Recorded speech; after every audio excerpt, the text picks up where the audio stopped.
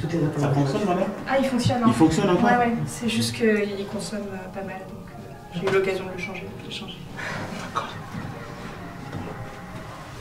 Tu l'as? Allez. Je voulais le donner à la base, mais c'est pas facilement transportable. Et du coup, j'ai vu sur le site des encombrants qu'il y avait un nouveau système, donc j'en ai profité. Bah, sinon, j'aurais mis sur une plateforme de don, je pense. Mais ça aurait été plus long. Ne vous inquiétez pas, ça va être réutilisé, ça va pas à la poubelle, c'est vraiment réutilisé, ça repart tout de suite. Ouais, le problème c'est le Parce que transport. j'ai entendu que vous vouliez faire un don, donc vous inquiétez pas, ça va être réutilisé. Quelqu'un vous allez faire un euro. Super, merci beaucoup. Bonne Bonne journée. journée. Au revoir. Merci, au revoir.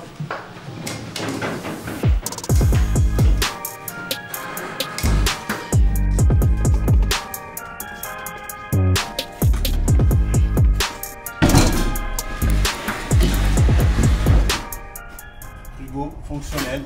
Nous, on se déplace, c'est un service gratuit et vous faites appel à nos services et nous, on ramasse vos encombrants.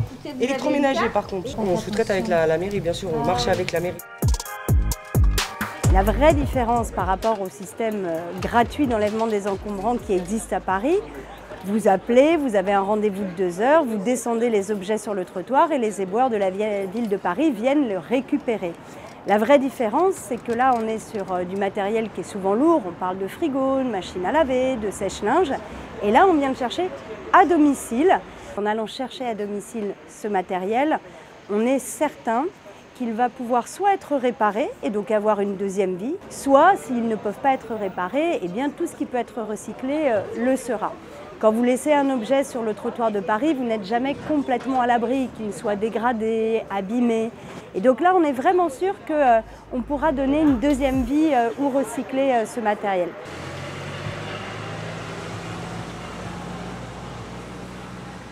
Tout à fait, madame. On monte directement à l'étage. Alors, je peux juste avoir le code, s'il vous plaît, pour pouvoir accéder à l'immeuble.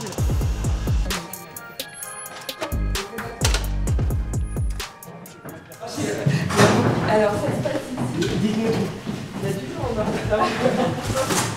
Voilà, c'est la machine à laver qui est là. D'accord. Voilà.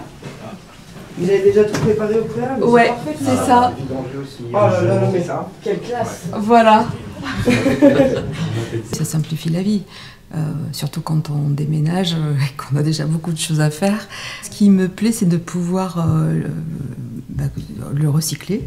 Elle marche, voilà, donc c'est peut-être possible d'en faire quelque chose. Ah, c'est pas vidangé, il y a plein d'eau.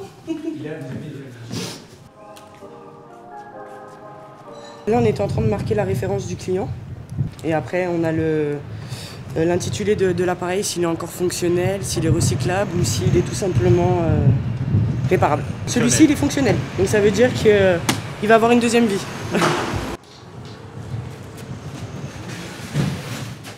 Tous ces gros électroménagers qui sont récupérés à Paris vont être diagnostiqués. Ensuite, nos partenaires de l'économie sociale et solidaire vont, dans un parcours d'insertion, les réparer, les rénover. Et ensuite, ces produits-là, il y a une demande qui est incroyable, très élevée. Donc, ils vont aller bénéficier, la plupart du temps, à des Parisiens qui en ont besoin. Vous avez 3 frigos, vous avez machine à laver, cuisinière et lave-linge. Et donc là maintenant c'est Au dépôt, pour aller décharger.